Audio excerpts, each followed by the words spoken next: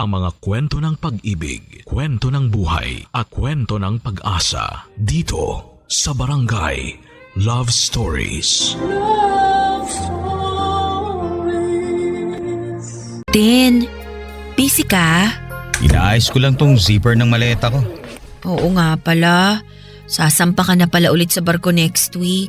Oh, huwag ka na malungkot. Babalik din naman ako bago magpasko. Alam ko naman.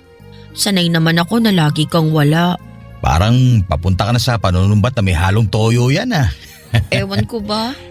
Nung isang araw pa ako tinutoyo. Huwag ka mag-alala. Magmamaasim ako na parang suka. Para perfect match tayo. Uy, huwag ka na malungkot ha. Pati ako nahahawa na sa'yo eh. Sorry kung nadamay kita sa mood ko. Bagsak lang talaga yung emosyon ko ngayon. Gusto kong sisihin yung full moon. Pati buwan na nananahimik sa langit pag didiskitahan mo. Ayos lang yon. Mabilis lang ang araw. Magugulat ka na lang. Nasa tabi mo na naman ako. Hindi lang naman kasi pag-alis mong kinalulungkot ko eh.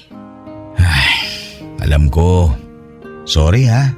Ba't ka nagsusorry? Hindi mo naman kasalanan kung bakit hindi tayo nakabuo habang nakabakasyon ka. Feeling ko kasi nadala ko ng pressure sa maikling bakasyon ko na makasama ka. Tapos kailangan makabuo ka agad tayo bago ako sumampa. Kaya siguro naging mahina yung alaga ko. Hindi nakapag-perform ng maayos. Huwag ka nga. Nag-level up nga yung performance mo eh. Ako nga tong mukhang hindi nakahabol. Kaya siguro hindi tayo nakabuo. Wala na lang sisihan. Nag-enjoy pa rin naman tayo kahit talo.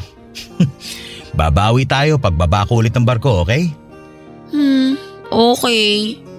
Gusto mo tulungan kita sa maleta mo? Alam mo, kailangan ko nga ng tulong mo. Pwede bang paikuha yung toolbox sa garahe? Sige. May iba ka pang papakuha? Palambing na rin ng orange juice na maraming ice. Saka kung may natira pang pandesal kaninang umaga. Okay lang? Ikaw pa ba? Thank you, mahal. O sige, iinitin ko na yung pandesal at saka… Oh, okay ka lang, mahal? Okay lang. Medyo nahilo lang bigla. Sa puyat siguro to kagabi. Sabi kasing wag nang tapusin yung pinapanood mo kay drama kagabi. Ako na lang kukuha ng toolbox sa garahe. May gusto ko bang kainin? Didiretso na rin ako sa kusina. Pakuha na lang ng tubig tapos damihan mo ng ice. Mala. Kailan ka pa uminom ng tubig na may ice? Para akong naglalaway sa yelo eh. Hindi ko alam. Puyat yan. Sige, kukuha na ako. Ano gusto mo ipare sa tubig na may ice?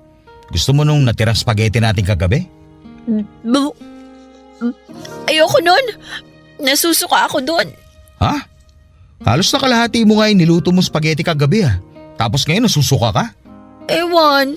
Parang bigla akong nasusuka. Nasusuka ako kapag naaalala ko yung amoy at kulay ng spaghetti. Naumay ka siguro tapos nakadagdag pa yung puyat mo. Para ka namang doktor niyan. Kulang na lang resetahan mo ako ng gamot. Kung may re-reseta man ako sa'yo, dalawa lang yun. Yakapsul at Kispirin. Yak! Ang luma ng banat ah. Pengi naman ang Kispirin dyan oh. Parang sasakit tong ulo ko eh. Sige na nga. Oh, pati sa bibig ko, umay ka na rin ba? Hindi ko alam. Sandali. Pupunta lang ako ng banyo. Cyril? Okay ka lang ba? Okay lang. Sabi ko na eh. Buntis ka na. Kinabigla ko talaga ang huling sinabi ni Martin. Buntis ako. Paanong nangyari? Nakailang beses akong gumamit ng pregnancy test pero lahat negative. Tapos nung sinukuan ko na ang pag-check ay bigla namang sasabihing nakabuo na kami. Hindi ko na maintindihan kung bakit lagi na lamang kaming ginugulat ng tadhana. Kinabukasan, nanginginig ako noon na nagbukas ng pregnancy test kit at makalipas lamang ang ilang minuto matapos kong gamitin ay nakumpirmang tama ang hinala ni Martin. Napalundag kaming pareho sa sobrang tuwa. Hindi talaga namin inakala. Kung kailan naman paalis na siya ay saka humabol ang magandang biyaya.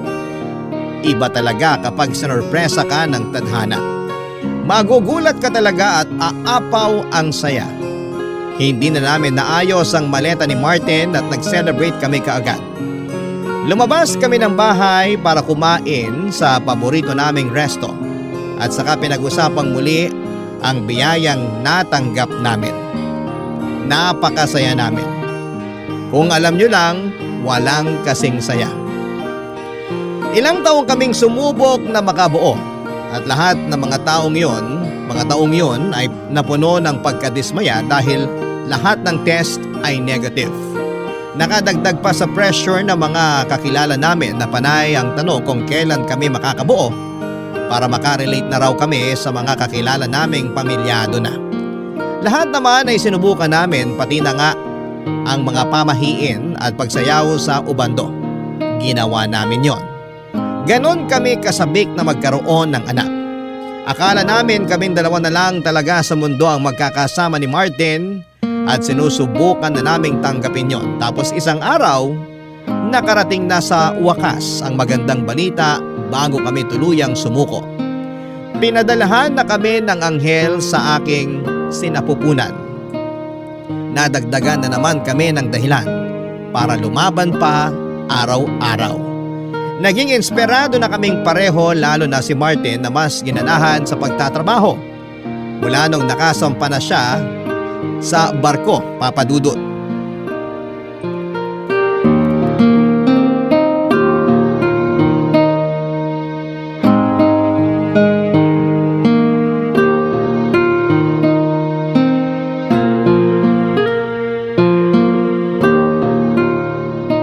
Gaano na kabilog yung tiyan mo? Wala pa akong 2 buwang buntis, hindi pa to bibilog agad. Sorry, na-excite lang. Kanina pa kasi dumadaan sa newsfeed ko sa Facebook yung mga mauumbok na tiyan ng mga buntis. Nainggit ako. Nainggit ka? Eh di pabilugin mo rin yung tiyan mo para magmukha kang 9 months everyday. Grabe ka naman sa akin. Gusto ko, sa'yo yung bubilog.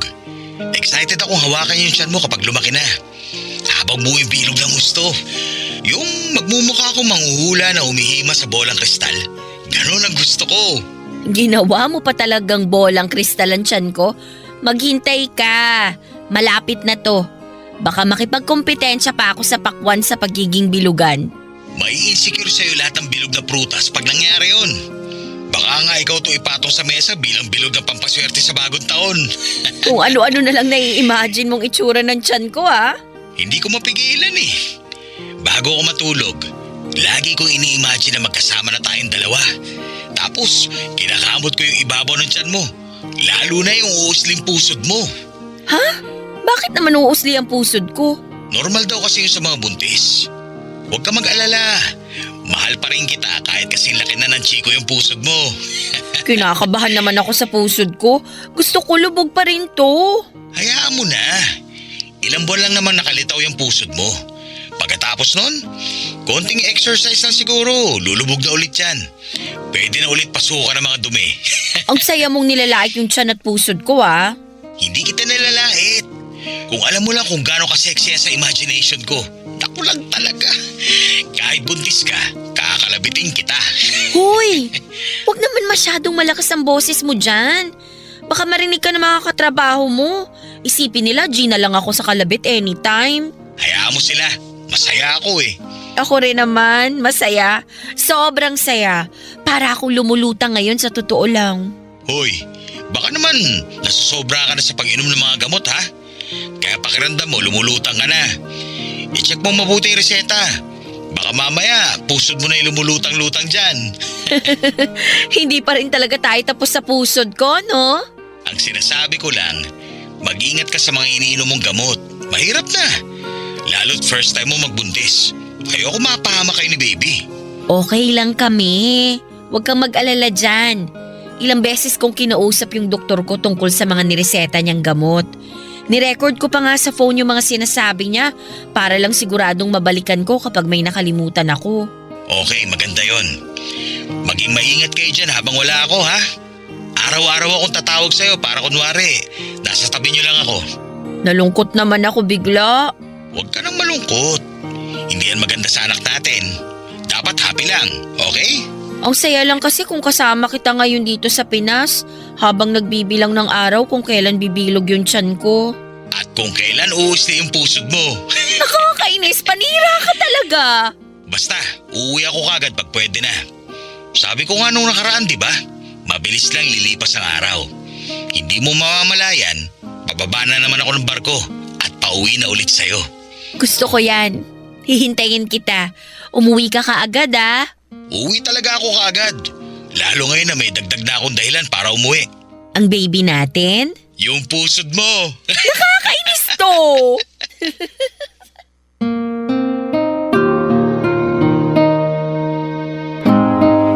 Nagtawanan pa kami at nag-usap ng ilang sandali bago nagpaalam si Martin para matulog na.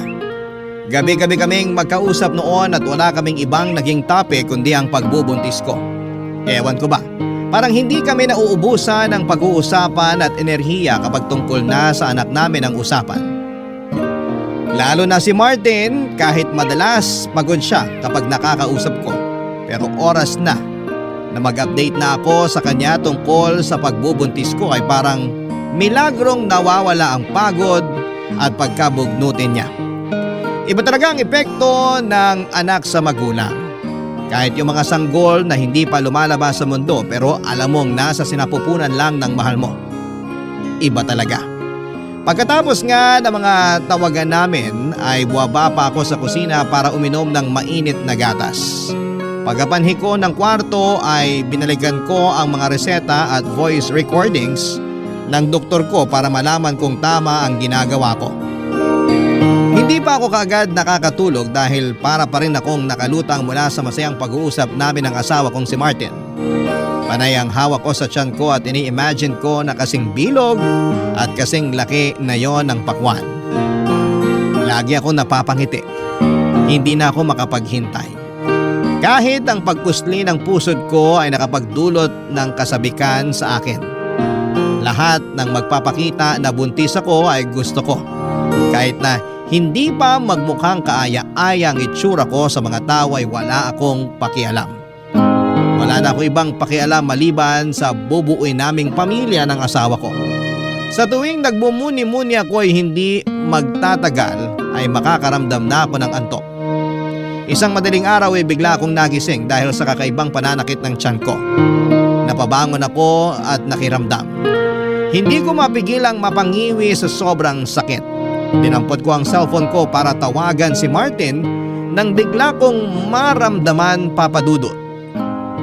Ang mainit na likido na dumadaloy sa aking hita. Dinudugo ako, papadudot. Barangay Love Stories. Barangay Love Stories. Nakunan ako. Nakumpirma ko yon nang mag-isa akong pumunta sa ospital. At hindi ako makapaniwala habang nakatingin sa akin ng doktor at binabasa ang nakasulat sa kanyang clipboard. Para ako nakalutang sa pagkakataong yon, nakalutang ako hindi dahil sa saya kundi sa dami ng katanungan. Bakit? Bakit kailangan mawala ang ipinagbubuntis ko? Bakit kailangan sa akin mangyari yon? Ang tagal kong hinintay ang pagkakataon na maging ina ako pero bakit bigla yung binawi sa akin? Bakit saglit lang pinaranas sa akin ang pagiging ina? Bakit pinaranas sa akin na magkaroon ng bata sa sinapupunan ko kung babawiin din pala? Ano bang nagawa kong pagkakamali? Ano bang kasalanan ang nagawa ko para karmahin ako ng ganon? Parang hindi naman tama yon. Parang gusto lang akong pahirapan pa ng Diyos. Sa sakit na nararamdaman ko noong mga oras na yon ay sinisisi ko na ang Diyos. Tuliro na ako ng mga oras na yon. Naisip ko na hindi pa ba sapat yung mga taon na punong-puno kami ng stress at kalungkutan na mag-asawa dahil hindi kami makabuo. Pag-uwi ko galing sa ospital ay inasikaso ang lahat ng pwedeng asikasuhin sa bahay para mawala sa isipan ko ang pait ng pagkawala ng anak ko.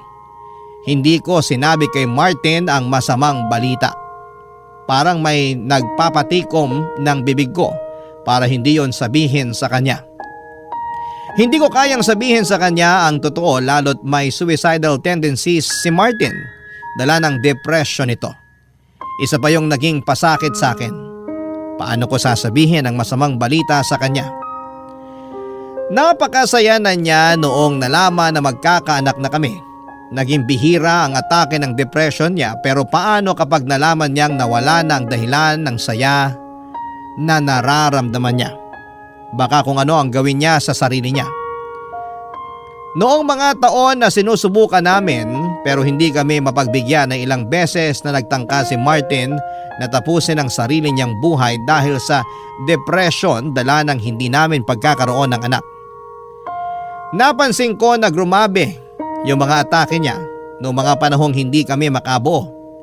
Iniisip ko pa lamang kung ano ang pwede pa niyang magawa na hindi maganda oras na malaman niyang nawala na ang bata na nasa tiyan ko na kinakasabikan niya. Kaya naman, nagpa siya akong hindi yon sabihin sa kanya, Papa Dudut.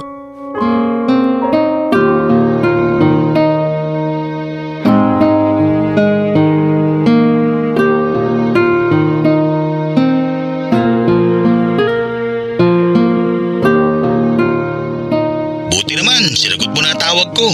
Pasensya na mahal, naging busy kasi ako buong araw. Hindi ko nga halos natignan yung cellphone ko.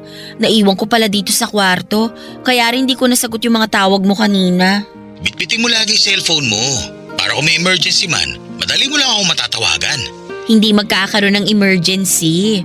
Tatablahin ko lahat ng mga negative vibes sa buhay natin. Safe ako, huwag kang mag-alala. Pero yung anak natin, gusto ko safe din siya. Basta, huwag kang mag-alala. O ano, kumain ka na ba? Kakain pa lang. Hinihintay ko lang yung mga kasamahan ko para sabay-sabay na kami. Ikaw ba? Hindi pa ako nagugutom eh. Ayos pa naman ako. Nakarami rin ako ng kinain kaninang umaga. Ay, hindi pwede ang ganyan. Tandaan mo, dalawa na kayo ng anak natin na kailangan ng lakas. Kumain ka para sa inyong dalawa. Sige, after nitong video call natin, saka ako sasandok ng kanin at magpapainit ng tinapa. Huwag masyado sa tinapa. Hindi naman maganda yun. Inuubos ko lang para hindi na matambakan sa ref ng mga lumang ulam. Kumain ka rin ng gulay. Damihan mo. Magpapadala ako mamaya ng extra pera para makabili ka ng gulay na kakainin nyo ni baby. Punuin mo yung ref para makarami kayo ng gulay. Sige. Kamusta ba si baby natin? Okay naman siya, mahal. Makulimlim ba dyan? Kasi dito sa Pinas, lagi na lang makulimlim kahit hindi na tag-ulan. Hindi naman makulimlim. Maaraw pa rin. Wala namang masakit sa'yo. Anong sabi ng doktor nung huling check-up mo? Okay naman. Buti maayos ang internet mo dyan, ano? Kasi kapag nasa gitna kayo ng dagat, pahirapan sa maayos na signal. Maayos yung internet namin dito. Kailangan eh. So, anong sabi ng doktor mo? May kailangan bang bilhin na gamot? Wala naman. Anong internet ba ang gamit nyo? Baka pwedeng yan na rin ang ipakabit natin dito sa bahay. Kasi minsan naiinis na ako ang bagal ng internet natin, nakaka-stress. Huwag kang magpaka-stress. Sige, papakabit tayo ng mas mabilis na internet. Please, iwasan ma-stress, mahal ha? Ayoko maka-apekto yan sa baby natin. Naku, hindi no. Hindi maaapektuhan ng stress ang baby natin. Lalaking healthy at matibay to tulad ng papa niya. Yan din ang gusto ko. Maging healthy siya at masiyahin din. Parang mama niya. True. Kumusta pala ang mga bisita niyo dyan sa barko? May artista ba kayong nakasakay? Pa-video greet ako ha. Okay naman sila, pero mahal. Baka pwedeng pag-usapan natin si baby. Ha? Bakit? Hindi ka pa ba nagsasawa na sa tuwing magkausap tayo, puro si baby ang topic? Hindi ah. Alam mo naman na kapag si baby ang usapan mas lalo akong ginaganahan. Sa susunod na tayo mag-usap tungkol kay baby. Marami pa namang ibang araw. Gusto muna kitang kumustahin. Kwentuhan mo naman ako. Ayos naman ako dito, mahal, pero ayun, paminsan-minsan tinatamaan ng lungkot. Pero kinakaya ko naman lalo kapag naiisip ko kayo. Kaya nga sana gusto kong pag-usapan kayo ni baby para mabawasan yung lungkot ko. Alam mo naman kapag nagtuloy-tuloy ito, ayoko maulit yung pagtatangka ko sa buhay ko. Lalo na't magkakaanak na tayo. Kailangan kong maging matibay. Kaya please, kung pwede sana, pag-usapan natin lagi si baby. Kahit yun lang. Para akong kinurot sa puso nang marinig ko ang pakiusap ni Martin. Lalo na noong napatitig ako sa kanya at napansin kong malungkot nga siya. Hindi ko man lang naisip na nasa gitna ng karagatan ng asawa ko at malayo sa mga mahal niya sa buhay at hindi man lang makatapak sa lupa. Talagang malungkot yon para sa kanya. Nakonsensya tuloy ako lalo na pero hindi ako nagpadaig doon. Kahit may parte sa akin na gusto ko nang umamin kay Martin pero pinigilan pa rin ako ng takot. Takot na baka mas lalong mabaon sa depression ng asawa ko. Malayo pa naman kami sa isa't isa at hindi ko siya mababantayan. Paano nga kung magtangka siyang muli na tapusin ang buhay niya? Paano ko siya matutulungan kung malayo ako sa kanya? Sana maintindihan ninyo, ang paglilihim ko ay paraan ko para proteksyonan ang asawa ko. Hindi ko na alam ang gagawin. Humingi ako ng milagro sa Diyos na baka naman pwedeng ibalik ang anak namin sa tiyan ko. Pero alam ko naman na imposible yon. Hanggang sa bigla akong nakaisip ng paraan. May gabing sumaglit ang ideyang yon sa isipan ko. Desperada na kasi ako at tinawagan ko ang nooy 25 anyos na pinsan ni Martin na si Alan. Palikero si Alan at hindi napipirme sa isang babae. Hindi nagpapatali. Bata pa kasi kaya mainit pa ang dugo at sobrang taas ng libido sa katawan.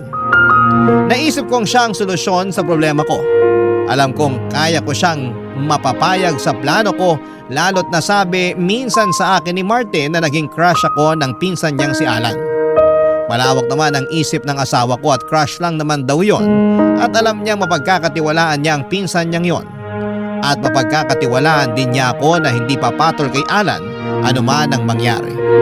Ayaw ko mang sirain ang tiwalang yon ni Martin sa akin pero nakaisip na kasi ako ng masamang plano. Pero para yon sa kabubuti ng kalagayan ng asawa ko.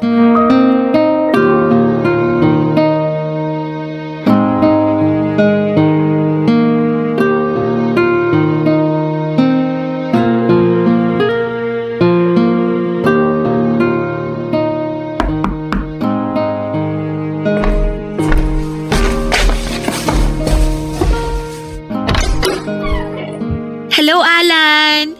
Halika, pasok ka. Salamat. Kumusta ka, Ate Cyril? Cyril na lang. Masyado mo namang pinaparamdam sa akin na matanda na ako. Pasensya na. Pero hindi yun ang intensyon ko. Sa totoo lang, ang bata mo pang ang tingnan eh. Mas mukha pa nga akong matanda kaysa sa'yo. Tsaka inaati kita kasi paggalang ko na rin yun sa'yo bilang asawa ni Kuya Martin. Huwag mo na akong galangin. Bastusin mo ko. La, grabe ka naman. Bastusin talaga? Biro lang. Maupo ka. May gusto ka bang inumin? Kainin? Maraming laman ref ko. Kailangan ko ng janitor fish na sisimot ng hindi ko naubos na ulam. Yun naman pala ang dahilan kung bakit mo ako pinapunta rito. Tagasimot ng tirang ulam. Baka meron ka pang ibang gustong simutin dito sa bahay. Willing akong ibigay. Kahit ano. Yung mga branded na polo ni Kuya Martin. Panghatak ko rin sa mga babae yun kung sakali. Ouch naman. Ibang babae pa ang gusto mong hatakin nandito naman ako. Biro ba yan? Hindi ako nagbibiro pagdating sa paghatak. Namiss mo siguro yung mga hatak ni Kuya Martin, no? Oo eh. Ang hirap kapag nasa malayo ang asawa mo. Oo, mahirap nga. Lalo na siguro kay Kuya Martin. Sobrang sabik na yun sa mga hatak mo. Huwag na nating pag-usapan ng Kuya Martin mo. Baka makagat na nun ang dila niya kakaalala natin sa kanya. Nakagat ko nga bigla dila ako eh. Baka ako naalala niya. Malambot siguro yung dila mo, no? Malikot ba yan? Ha? Bakit naman biglang naging interesado ka sa dila ko? Wala naman. Natanong ko lang. Yung dila kasi ng Kuya Martin mo, maliit, saka mabagal, hindi makasabay. Ayoko ng ganon. Maliit nga dila ni Kuya Martin. Kaya laging parang nabubulol yun kapag napapahaba na yung usapan eh. Mahaba ba, Alan? Mahaba ang alin? Ang pasensya mo sa mga tulad kong may edad na. Huwag mong isipin na may edad ka na. Ang hot kaya ng babae kapag tumatanda na, mas nagiging maalaga kasi sa sarili, tsaka mas mature mag-isip, tsaka mas batak sa ano. Alam mo na. Oo, batak. Sobra. Nakasubo ka na ba ng babaeng mas matanda sa'yo? Hindi pa nga eh. Mahina ako sa mas matanda sa akin. Akala kasi nila totoy pa ako. Kahit totoy ka, tingin ko satisfying sa pakiramdam kapag kasama ka na. Sa reviews ng mga nakaano ko, magaling naman daw ako. Pangmatagalan ng baterya, sabi nila. Gusto ko yan. Pangmatagalan ng baterya. Matagal pa naman ako bago mapagod. Ang swerte naman ni Kuya Martin. Paano kung sabihin ko sa'yo na pwede kang maging kasing swerte ng Kuya Martin mo? Ha? Anong ibig mong sabihin? Baka gusto mong masubukan baterya ko. Hindi pa kinakalawang at fully charged ngayon to. Teka, tama ba tong naglalaro sa isip ko? Siguro. Pero may gusto pa akong ipalaro sa'yo. Ano yun? Malalaman mo kapag sumama ka sa akin sa kwarto.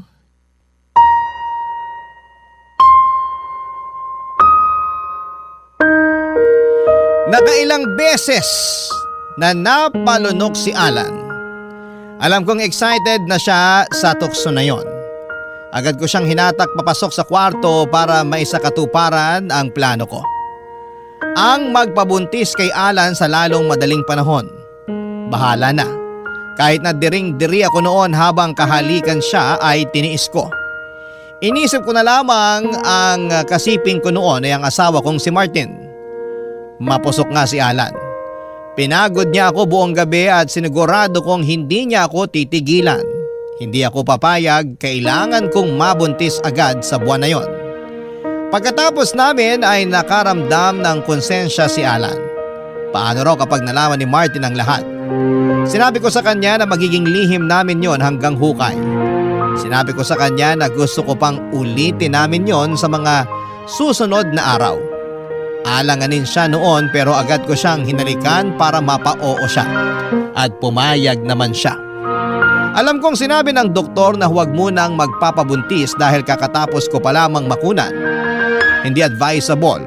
Sa unang pagkakataon ay hindi ako nakinig sa sinabi ng doktor ng mga oras na yon at hindi na ako naniniwala sa doktor dahil nung una ay sinunod ko naman ang lahat ng sinabi sa akin para maging makapit ang anak ko sa sinapupunan ko. Pero anong nangyari? Nakunan pa rin ako. Kaya lahat ng mga sumunod na galaw ko ay hindi ko na pinagbigay alam sa doktor. Hindi na rin ako nag-follow up check-up after kong makunan. Mas kilala ko ang katawan ko.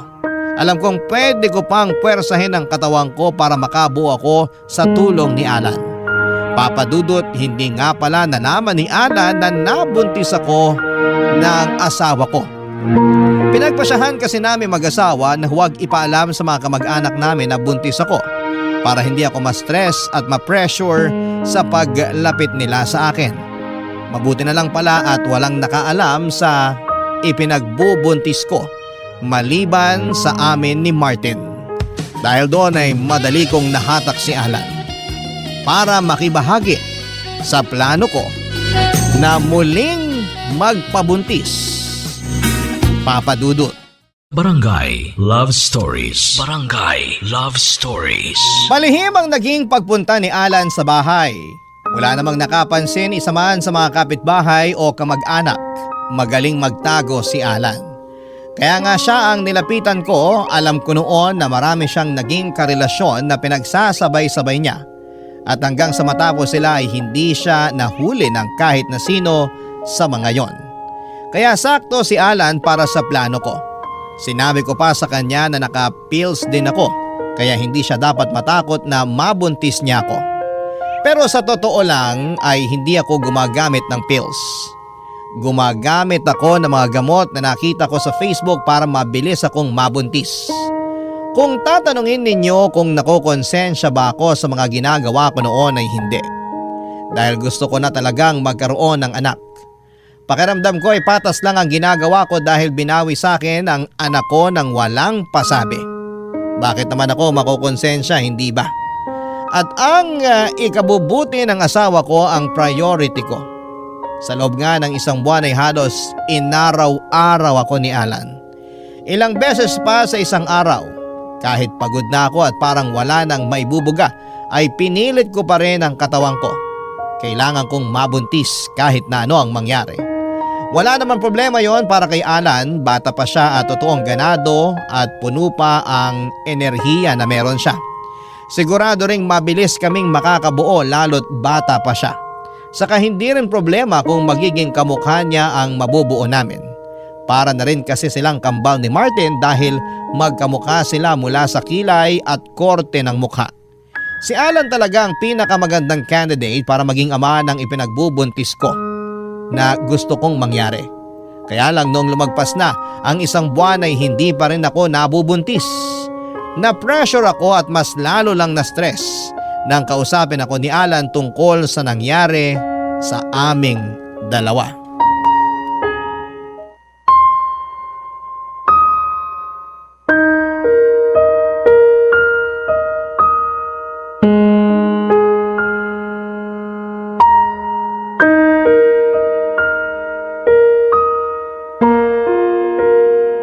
Kaya na ba? Isang round pa. Ha? Okay ka lang ba? Kanina ka pa nakatulala dyan eh. Masyado ba kitang pinagod? Sabi sa'yo pang matagalan baterya ko. May iniisip lang ako. Huwag ka nang masyadong mag-isip dyan. Makakaapekto yan sa performance mo. Gusto mo pa ba? Nakailan na tayo ah. Kaya mo pa? Ako pa talagang tinanong mo. Aba syempre, may ibubuga pa to. Ikaw, meron pa ba? Meron pa naman. Ako pa ba? Kaya lang ano? nakokonsensya na ako eh. Bakit? Bakit? Dahil kay Kuya Martin, syempre. Sabi naman sa'yo, wag mo nang isipin yun. Wala siyang malalaman. Maghuhugas lang ako ha. Tapusin mo na yung pag-overthink at konsensya mo. Tapos next round na tayo ha. Parang ayoko na ng ganito, Cyril. Ha? Paanong ayaw? Matapos mo akong patikimin ng langit sa kakaatras? Gusto ko pa rin naman, kaya lang… Gusto mo naman pala Yun ang mahalaga. Pero may isa pa akong gusto eh. Kaya pa yan ang baterya ko. Sabihin mo lang kung ano gagawin ko. Paano kaya kung maging tayo na lang? Bakit mo naman biglang naisip yan? Iba kasi yung connection natin sa kama eh. Naisip ko lang, ikaw pa lang yung na-experience ko na kakaiba. Sobrang kontento ako, ganun. Kaya nakakaselos nga si Kuya Martin eh. Kasi asawa ka niya. Makontento ka na lang sa ganito. Alam mo bang kapag magkarelasyon na, nababawasan na yung thrill sa kama. Mas maganda yung ganito. Patago. Mas masarap. Pangarap nga to ng mga kaidaran mo, di ba? Parang namimiss ko na kasi yung pakiramdam na meron girlfriend. Yung steady lang. Ayoko na ng papalit-palit ng babae. E di isipin mo na lang na girlfriend mo ko. Ganun na lang. Pero gusto ko tayo na talaga. Hindi pwede. Bakit hindi pwede? Sabi mo naman napapasaya kita sa kama. Sabi mo mas magaling ako kaysa kay kuya. Ano pa bang ibang requirements mo para pumasa na ako bilang boyfriend mo? Mahal ko ang Kuya Martin mo. Hindi tayo pwede, Alan. Alam ko na alam mo kung ano tong pinasok mo. Hanggang kama lang tayo. Oo, alam ko nga pinasok ko. Pero pwede naman kasi magbago isip ko eh. Alam ko na sinabi ko sa'yo nung una na gusto kong ikama lang kita. Pero habang tumatagal, nagbago feelings ko eh. Hindi yan uubra sa akin. Kasal kami ng Kuya Martin mo. May annulment naman. Mahal ko nga si Martin. Kaya hindi pwede. Ni minsan ba hindi ka na-attract sa akin? Ay. Alam mo naman siguro yung tungkol sa suicidal tendencies ng Kuya Martin mo, di ba? Oo, alam ko. Ako pa nga yung unang nakahuli sa kanya nung nagtangka siyang magbigti. Di ba? Nagtulungan pa nga tayo para maibaba siya sa kisame. Kaya mo pa bang makita ulit yon? Hindi ko kaya. Ayoko nang pagdaanan ulit yun. Kapag nalaman niyang may nangyayari sa atin, pwedeng matagpuan na naman natin siya sa kisame. Sige ka, Baka lang kasi… nakakaya ba ng konsensya mo yon? Lalo't pinagtapos ka niya ng pag-aaral? Pati mga luho mo tuwing Pasko sagot niya. Sobrang bait ng Kuya Martin mo sa'yo.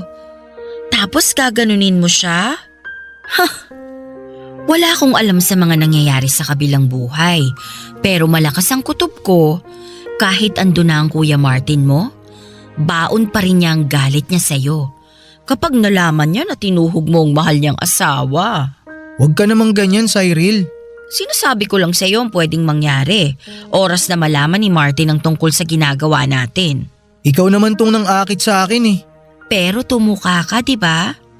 Sa tingin mo, kanino siya masigit na magagalit? Ay, tama ka. Kaya nga ilihim na lang natin to. At least nag-e-enjoy pa rin naman tayo, di ba? Ayaw mo nun? Nag-e-enjoy ka na. Pwede ka pang makipagrelasyon sa iba. Hindi naman ako stricto. Mature naman ako mag-isip. Walang problema sa akin kung makikihati ako sa girlfriend mo. Ayoko na. Hindi ko to pwedeng gawin kay Kuya Martin. Tapusin na natin to. Hindi na kaya ng konsensya ko eh. Inis na inis akong nakatitig kay Alan matapos niyang sabihin yon. Bakit umatras na lamang siyang bigla? Hindi pa ako tapos sa kanya at hindi pa kami nakakabuo. Sa inis ko ay pinagtabuyan ko siya palabas ng bahay. Napaiyak na lamang ako dahil parang walang pinuntahan ang efforts ko para mabuntis. Bumalik ako sa kwarto para mahiga dahil pakiramdam ko ay nanghina ako sa mga nangyari. Patuloy lamang ako sa pag-iyak hanggang sa bigla kong naramdaman na umiikot ang paningin ko. At bigla ay naduwal ako. Nagmadali akong sumuka sa banyo at noong natapos ako ay napangiti ako. Nagpahinga ako at kinabukasan agad kong nilabas ang isang pregnancy kit mula sa cabinet ng banyo at doon ay nakumpirmang buntis nga ako. Wala akong kasing saya noon pero agad kong naisip si Alan. Malalaman at malalaman itong buntis ako lalo't hindi ko naman nakakasama si Martin. Kaya nakaisip ako ng plano. Pinabalik ko si Alan sa bahay para kausapin. Ayaw na sana niyang harapin ako pero sinabi kong buntis ako at doon siya natakot. Minanipula ko pang muli si Alan at nagkunwaring natatakot ako sa ipinagbubuntis ko. Maski siya ay nadamay sa takot ko. Mas lalo siyang nabaon sa konsensya at natakot sa responsibilidad. Sinabi niyang hindi pa siya handang maging isang ama. Lihim akong napangiti. Sinabi ko na ipapalaglag ko ang nabuo namin dahil pauwi na si Martin. Agad naman siyang pumayag. Sinabi niyang mag-ingat ako sa gagawin ko para hindi malaman ni Martin. Tumango lamang ako at saka pinaalis na siya. Nagmadali naman siyang umalis ng bahay at mula noon ay iniwasan na niya ako. Pagkatapos noon ay tinawagan ko si Martin para pauwiin. Minanipula ko rin ang asawa ko na magmadali siyang umuwi. Mabilis naman pumayag ang asawa ko at sinabing gagawa siya ng paraan para makauwi agad. Para makasama ako dahil lungkot na rin daw siya sa barko. Napangiti akong muli, Papa Dudut, parang pinapayagan ng langit na buuin ang mga plano ko. Parang sa unang pagkakataon ay pumapanig sa akin ang tadhana.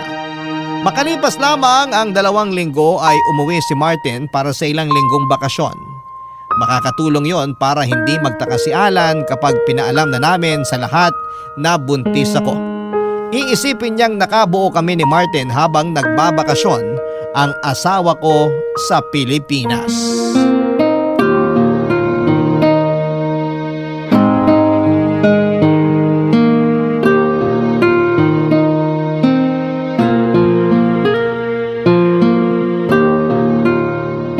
Sa wakas, nayayakap na kita.